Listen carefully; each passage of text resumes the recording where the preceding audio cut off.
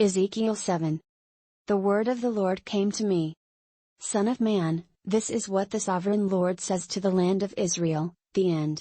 The end has come upon the four corners of the land. The end is now upon you, and I will unleash my anger against you. I will judge you according to your conduct and repay you for all your detestable practices.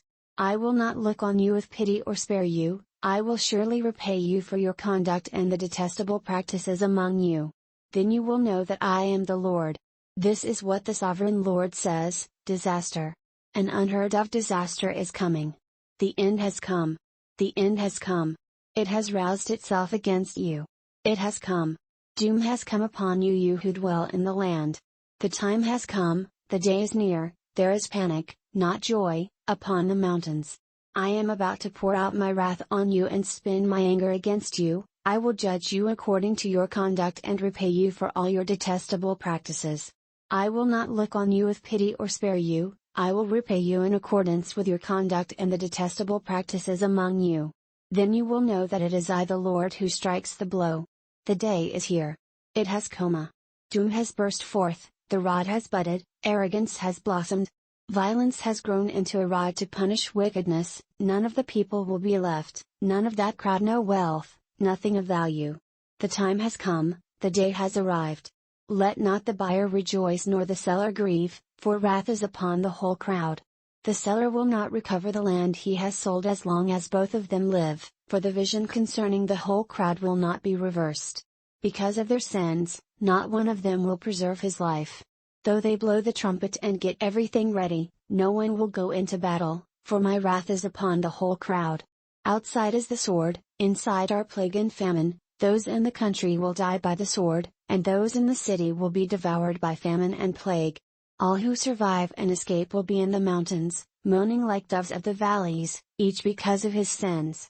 Every hand will go limp, and every knee will become as weak as water. They will put on sackcloth and be clothed with terror.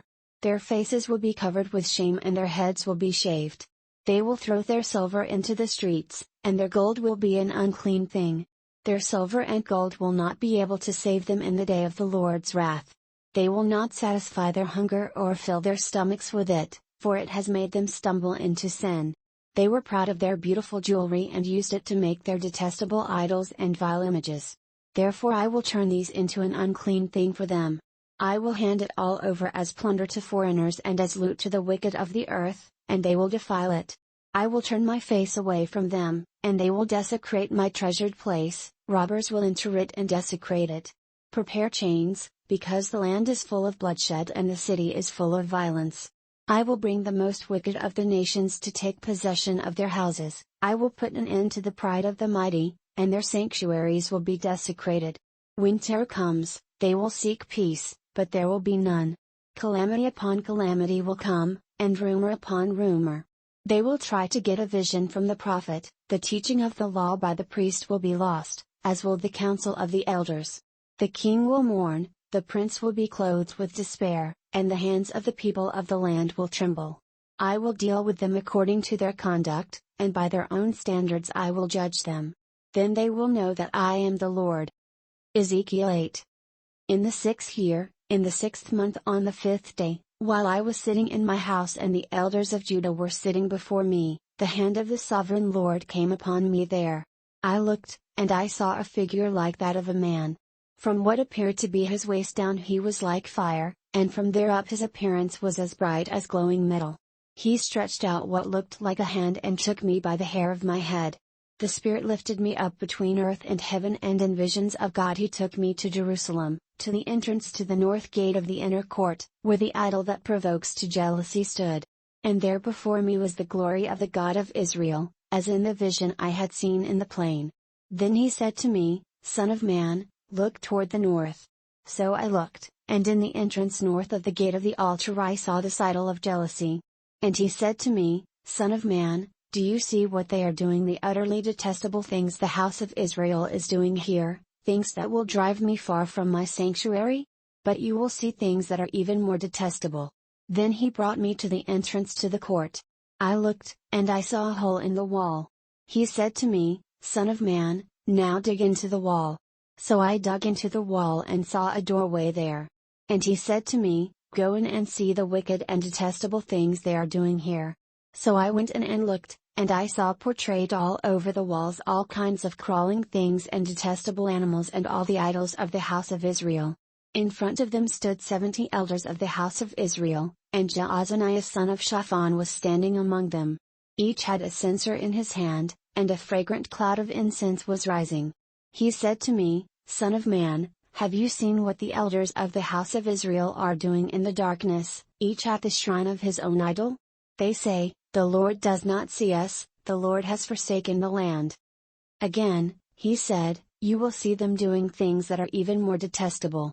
Then he brought me to the entrance to the north gate of the house of the Lord, and I saw women sitting there, mourning for Tammuz. He said to me, Do you see this, son of man? You will see things that are even more detestable than this.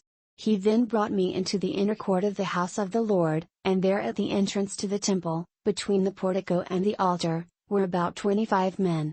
With their backs toward the temple of the Lord and their faces toward the east, they were bowing down to the sun in the east.